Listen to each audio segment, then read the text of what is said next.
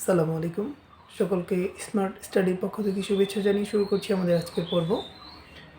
আমরা আজকের পর্বে আলোচনা করব এসএসসি 2026 ব্যাচের উদ্দেশ্যে।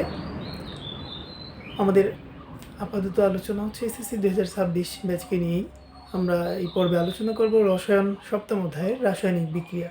আমাদের আজকের টপিক হচ্ছে রাসায়নিক বিক্রিয়ার শ্রেণীবিন্যাস। তো চলো শুরু করা যাক আমাদের আজকের পর্ব রাসায়নিক বিক্রিয়ার শ্রেণীবিন্যাস নিয়ে। রাসায়নিক বিক্রিয়ার শ্রেণীবিন্যাস বোঝার আগে আমাকে বুঝতে হবে রাসায়নিক বিক্রিয়া কী এবং রাসায়নিক বিক্রিয়া কাকে বলে। তো রাসায়নিক বিক্রিয়ার সংজ্ঞা জানার আগে আমাকে জানতে হবে পদার্থের মধ্যে দুই ধরনের পরিবর্তন হয়। পদার্থের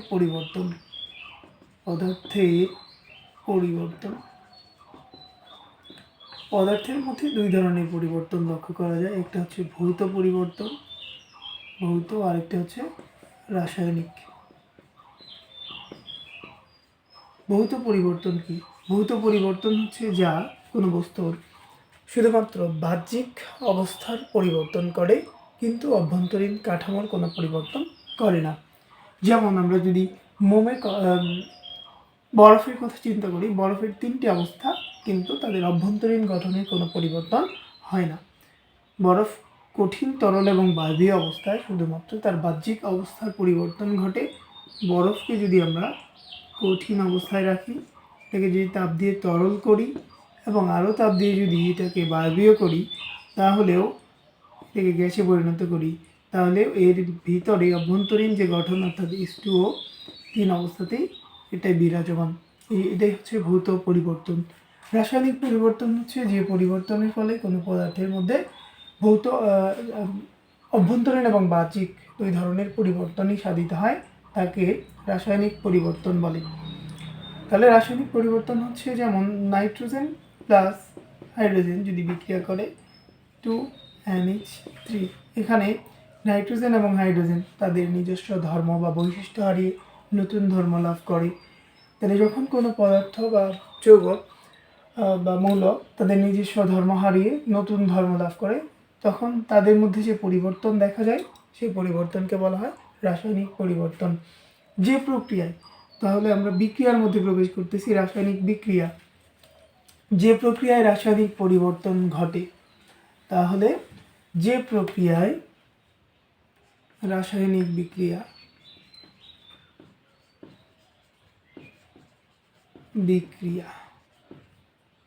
যে প্রক্রিয়ায় রাসায়নিক পরিবর্তন ঘটে, যে প্রক্রিয়ায় রাসায়নিক পরিবর্তন ঘটে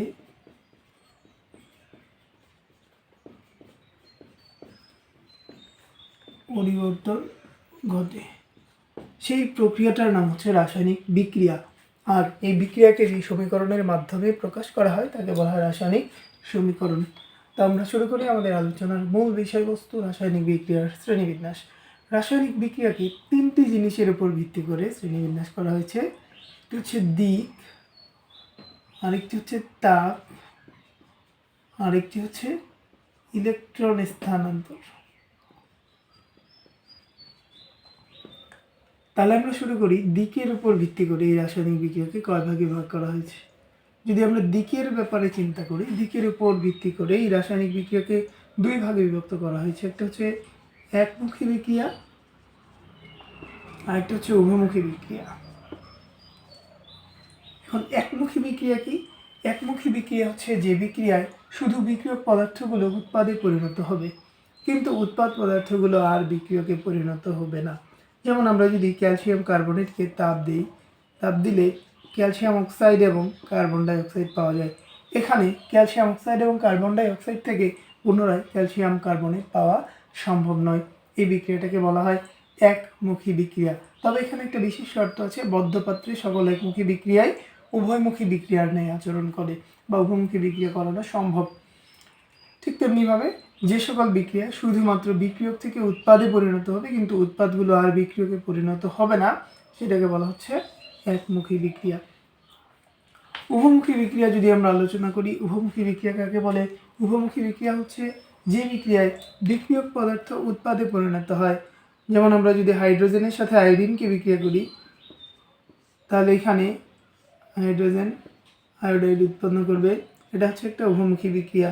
আমরা যদি নাইট্রোজেনের সাথে হাইড্রোজেনকে বিক্রিয়া করি, এখানে NH3 অ্যামোনিয়া উৎপন্ন করবে। এটাও একটি উভমুখী বিক্রিয়া। অর্থাৎ উভমুখী বিক্রিয়া হচ্ছে এটা একবার সম্মুখবর্তী হবে, একবার পশ্চাৎমুখী হবে। অর্থাৎ বিক্রিয়ক বামে যেগুলো থাকে এগুলোকে বলা হয় বিক্রিয়ক, ডানে যা থাকে তাদেরকে বলা হয় উৎপাদ। বিক্রিয়কগুলো উৎপাদে পরিণত হবে এবং উৎপাদগুলো আবার বিক্রিয়কে পরিণত হবে। এ ধরনের বিক্রিয়াকে বলা হয় উভমুখী বিক্রিয়া। এবার আমরা আলোচনা করব তাপের উপর ভিত্তি করে বিক্রিয়া কয় প্রকার। তাপের উপরে ভিত্তি করে বিক্রিয়াকে দুই ভাগে ভাগ করা হয়েছে। একটি হচ্ছে তাপ উৎপাদী, একটি হচ্ছে তাপ হাঁড়ি বা তাপ শোষী। তাপ উৎপাদী কি? তাপ উৎপাদী। আরেকটি হচ্ছে তাপ হাঁড়ি। তো তাপ উৎপাদী বিক্রিয়া কি এবং তাপ হাঁড়ি বিক্রিয়া কি? তাপ উৎপাদী বিক্রিয়া হচ্ছে যে বিক্রিয়ায় তাপ উৎপন্ন হয়, তাপ উৎপন্ন হয়। ডেলএইচ এর মানটা হচ্ছে ঋণাত্মক, ডেলএইচ এর মানটা হচ্ছে ঋণাত্মক। আরেকটা জিনিস আমরা এখান থেকে মনে রাখতে পারি, তাপের মান উৎপাদে প্লাস চিহ্ন দিয়ে লেখা হয়। এগুলো হচ্ছে তাপ উৎপাদী বিক্রিয়ার মধ্যে ঘটে থাকে। তাহলে তাপ উৎপাদী বিক্রিয়ার আমরা যদি একটি উদাহরণ দেখি, যেমন নাইট্রোজেন প্লাস হাইড্রোজেন, এই দুইজন যদি বিক্রিয়া করে তাহলে এরা অ্যামোনিয়া উৎপন্ন করে, সাথে এরা তাপ উৎপন্ন করে। এই বিক্রিয়াটাকে আমরা আরেকভাবে লিখতে পারি যে নাইট্রোজেন প্লাস হাইড্রোজেন 2NH3, ডেলএইচ দিয়ে লিখলে আমরা অবশ্যই -92 কিলোজুল লিখব। তাহলে ডেলএইচ দিয়ে বোঝায় তাপের মান। যদি উৎপাদে আমরা প্লাস চিহ্ন দিয়ে লিখি তাহলেও সেটি তাপ উৎপাদী বিক্রিয়া, যদি ডেলএইচ দিয়ে লিখি মাইনাস দিয়ে তাহলেও সেটি তাপ উৎপাদী বিক্রিয়া। তাপ উৎপাদী বিক্রিয়া কাকে বলা হয়? তাপ উৎপাদী বিক্রিয়া হচ্ছে যে সকল রাসায়নিক বিক্রিয়া সম্পন্ন হওয়ার সময় তাপ উৎপন্ন হয় তাদেরকে বলা হয় তাপ উৎপাদী বিক্রিয়া। তাপ হারি বিক্রিয়া বা তাপ শোষী বিক্রিয়া, এই বিক্রিয়ার মধ্যে তাপ শোষিত হয়, তাপ শোষিত হয় অর্থাৎ এরা তাপ গ্রহণ করে এবং এই বিক্রিয়ায় ডেলএইচ এর মানটা হচ্ছে পজিটিভ বা ধনাত্মক। এখানেই তাপের মান বিক্রিয়কে মাইনাস, বিক্রিয়কের মধ্যে প্লাস চিহ্ন দিয়ে লেখা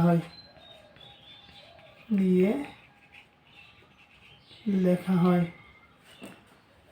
এটা সমতা করলে এখানে আসবে 3। তো এই বিক্রিয়াটা যদি আমরা সম্পন্ন করি তাহলে তাপহারী বিক্রিয়ার শর্তগুলোর মধ্যে আছে এটা তাপ শোষণ করবে, অর্থাৎ এখানে বিক্রিয়াটা সম্পন্ন হওয়ার জন্য বাইরে থেকে তাপ দিতে হবে। ডেলএইচ দিয়ে লিখলে তাপের মানটা প্লাস চিহ্ন দিয়ে লিখতে হবে। তাপের মান বিক্রিয়কে ডেলএইচ দিয়ে প্লাস বা ধনাত্মক দেওয়াই থাকবে।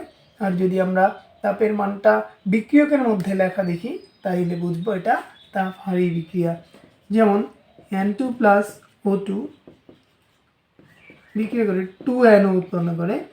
তো এখানে যে 2NO উৎপন্ন হচ্ছে, আমি যদি ডেলএইচ দিয়ে লিখি তাহলে এই মানটা হবে প্লাস 180 কিলোজুল। এরা 180 কিলোজুল তাপ শোষণ করে, অর্থাৎ এই বিক্রিয়াটা সম্পন্ন হওয়ার জন্য এদেরকে 180 কিলোজুল তাপ দিতে হয়। এই জন্য এটা তাপ শোষী, তাপ শোষণ করে। এবং যদি নাইট্রোজেন আর অক্সিজেনের এইখানে প্লাস 84 কিলোজুল তাপ দিয়ে লেখা থাকে তাহলেও এটি একটি তাপ হারি বা তাপ শোষী বিক্রিয়া। তাপ শোষী বিক্রিয়া তাপ শোষণ করে এবং লেখার নিয়ম হচ্ছে যে ডেলএইচ দিয়ে লিখলে এটা প্লাস দিয়ে লিখতে হবে, এবং যদি আমরা বিক্রিয়কের মধ্যে লিখি তাহলে বিক্রিয়কে প্লাস চিহ্ন দিয়ে তাপের মানটা লেখা থাকবে। এগুলো দেখলে আমরা বুঝবো এটি একটি তাপ হারি বিক্রিয়া। তাপ হারি বিক্রিয়া হচ্ছে যে রাসায়নিক বিক্রিয়া সম্পন্ন হওয়ার জন্য তাপ শক্তি শোষণ করে, অর্থাৎ যে রাসায়নিক বিক্রিয়া তাপ শক্তি শোষণ করে সেটাকে বলা হয় তাপ হারি বা তাপ শোষী বিক্রিয়া। এরপরে আমরা দেখব ইলেকট্রন স্থানান্তর। আমাদের পরীক্ষার জন্য সবচাইতে গুরুত্বপূর্ণ হচ্ছে ইলেকট্রন স্থানান্তর। এই ইলেকট্রন স্থানান্তরের উপর ভিত্তি করে রাসায়নিক বিক্রিয়াগুলোকে দুই ভাগে বিভক্ত করা হয়েছে। একটি হচ্ছে রেডক্স এবং অপরটি হচ্ছে নন রেডক্স।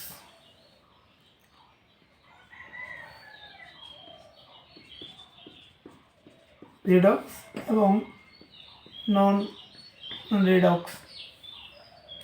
রেডক্স বিক্রিয়ার মানে কি? রেডক্স শব্দটি এসেছে রিডাকশন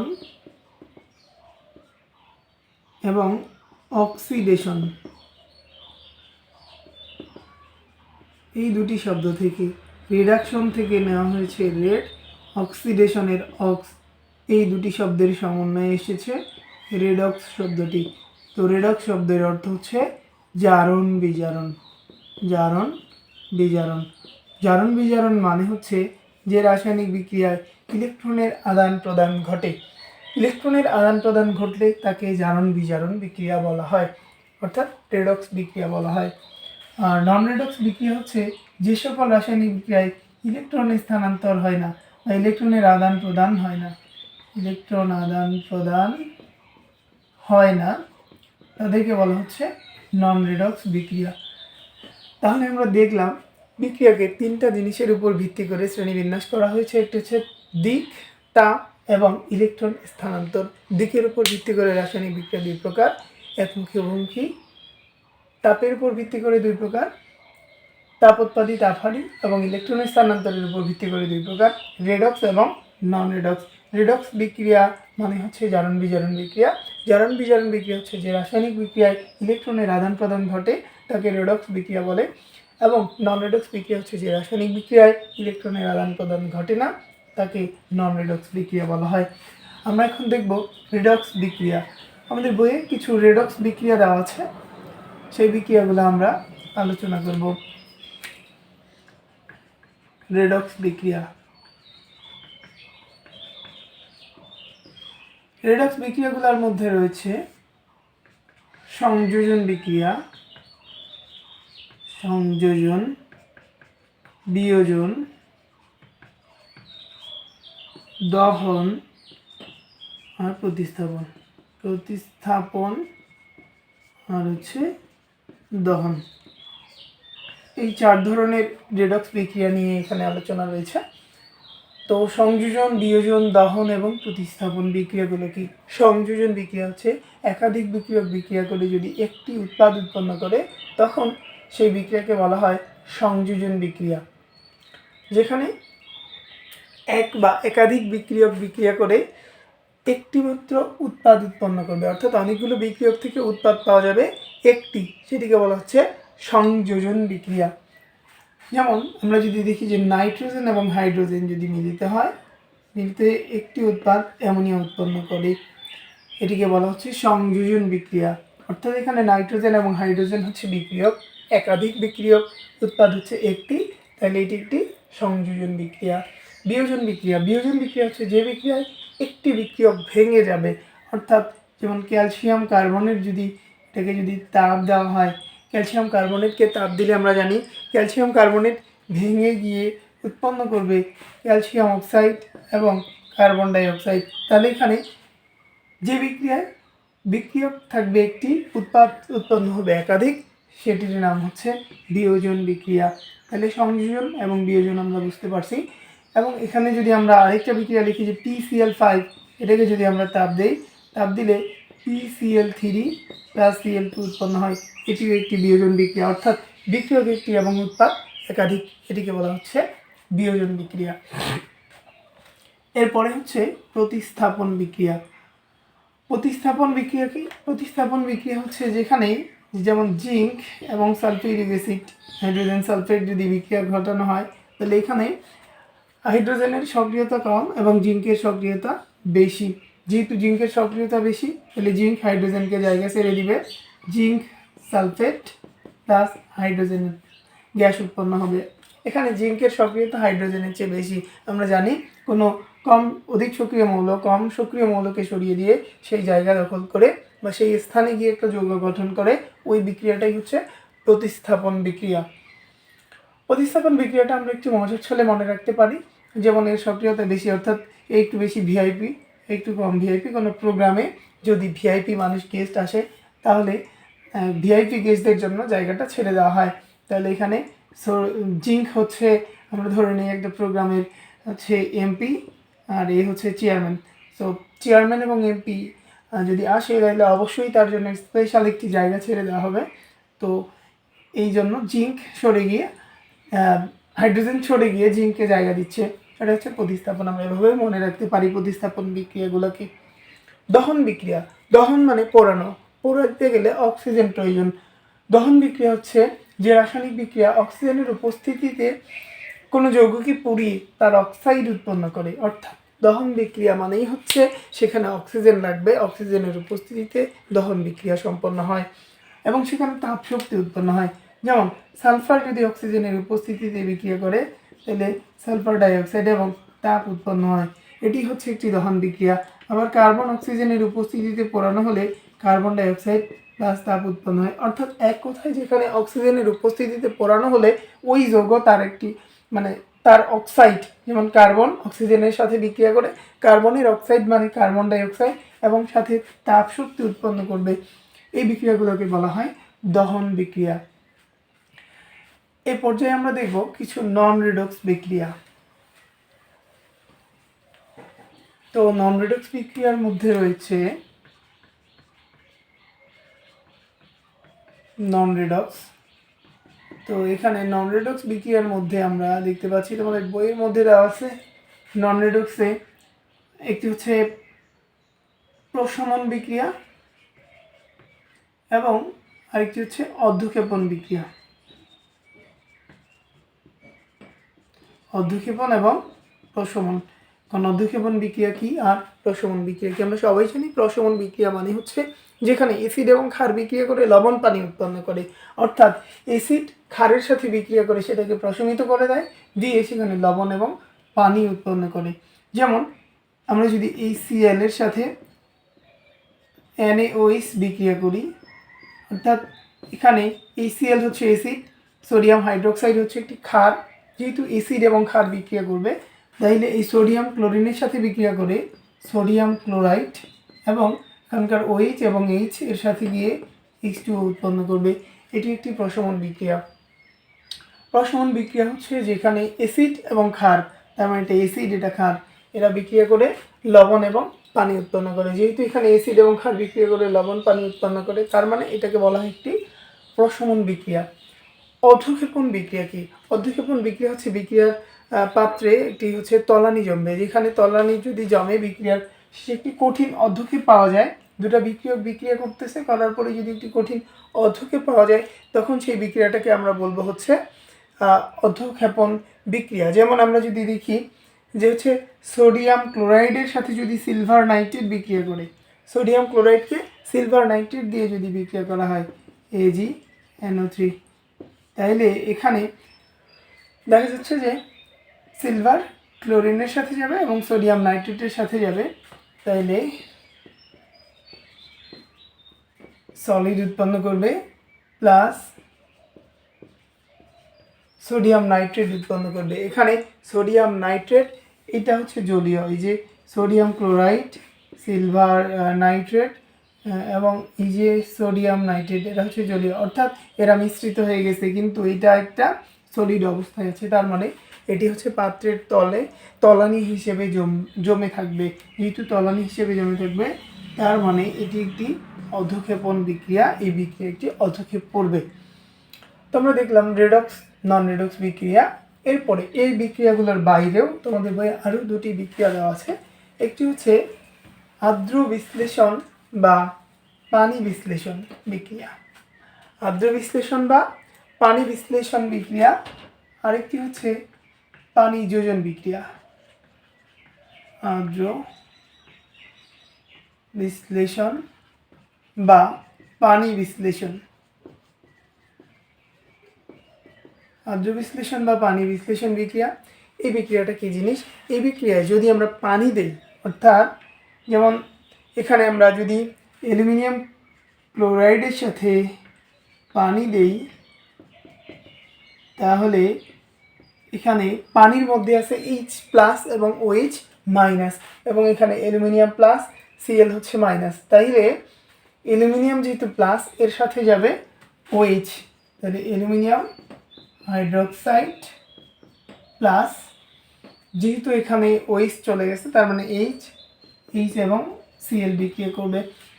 বিক্রিয়াটি সমতায় নেই, আমরা চাইলে সমতা করে নিতে পারি। যেমন হাইড্রোজেন এখানে আছে 2টা, এখানে হচ্ছে 2 আর 1 3, আমরা যদি ক্লোরিন মিলাই তাহলে 3, ক্লোরিন মিলে গেছে। এখন হাইড্রোজেন এখানে হয়ে গেছে 3টা, আর এখানে 3টা 6টা, এখানে আছে 2টা, এখানে যদি আমরা 3 দিই 3 দুগুণে 6 হাইড্রোজেন, অক্সিজেন 3টা, অক্সিজেন এখানে 3টা, তার মানে বিক্রিয়াটা সমতা হয়ে গেছে। তো এই বিক্রিয়াটার নাম হচ্ছে আদ্র বিশ্লেষণ বা পানি বিশ্লেষণ বলা যায়, কারণ এখানে পানি বিক্রিয়কের সাথে বিক্রিয়া করে একটি উৎপাদ যৌগ উৎপন্ন করছে। এই বিক্রিয়াটার নাম হচ্ছে আদ্র বিশ্লেষণ বা পানি বিশ্লেষণ, অর্থাৎ পানি এর সাথে বিক্রিয়া করে দুটি ভিন্ন যৌগ উৎপন্ন বা গঠন করছে, এই জন্য এই বিক্রিয়াটার নাম হচ্ছে আদ্র বিশ্লেষণ বা পানি বিশ্লেষণ। আরেকটি বিক্রিয়া আছে, সেটা হচ্ছে পানি যোজন। পানি যোজন বিক্রিয়া কি? পানি যোজন বিক্রিয়াটা হচ্ছে যেখানে পানিটা যুক্ত হবে কিন্তু এমন উৎপাদ আলাদা আলাদা গঠন করবে না। যেমন কপার সালফেটের সাথে যদি আমরা পানি দেই, পানি, তাইলে 5 অনু পানি দিলে এখানে কপার সালফেট টু 5 অনু পানি, পেন্টাহাইড্রেট কপার সালফেট উৎপন্ন করবে। ঠিক তেমনিভাবে জিঙ্ক সালফেট দিতে পারি আমরা। এই বিক্রিয়াটার নাম হচ্ছে পানি যোজন। এখানে পানিটা যুক্ত হয়ে আছে এর সাথে, এই জন্য এই বিক্রিয়াটার নাম হচ্ছে পানি যোজন বিক্রিয়া।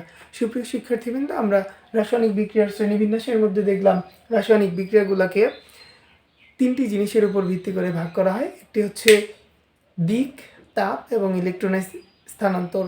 দিকের উপর ভিত্তি করে রাসায়নিক বিক্রিয়া 2 প্রকার, একটি হচ্ছে একমুখী, উভমুখী। তাপের উপর ভিত্তি করে বিক্রিয়া 2 প্রকার, তাপ উৎপাদী, তাপহারী। ইলেকট্রনের স্থানান্তরের উপর ভিত্তি করে রাসায়নিক বিক্রিয়া 2 প্রকার, একটি হচ্ছে রেডক্স, অপরটি নন রেডক্স। এবং আমরা দেখলাম রেডক্স বিক্রিয়াগুলোর মধ্যে রয়েছে সংযোজন, বিয়োজন, দহন, প্রতিস্থাপন, এবং নন রেডক্স বিক্রিয়াগুলোর মধ্যে রয়েছে প্রশমন ও অধঃক্ষেপণ। সর্বশেষ আমরা আরও 2টি বিক্রিয়া নিয়ে আলোচনা করেছি, একটি হচ্ছে আদ্র বিশ্লেষণ বা পানি বিশ্লেষণ এবং অপরটি হচ্ছে পানি যোজন। আমাদের আজকের এই ক্লাস যদি তুমি দেখো তাহলে তুমি রাসায়নিক বিক্রিয়া সম্পর্কে তোমার আর কোনো বিক্রিয়ার শ্রেণীবিন্যাস নিয়ে কোনটা কী ধরনের বিক্রিয়া, আশা করি আর কোনো সমস্যা হবে না। আমাদের সাথে থাকার জন্য অসংখ্য ধন্যবাদ। আল্লাহ হাফিজ।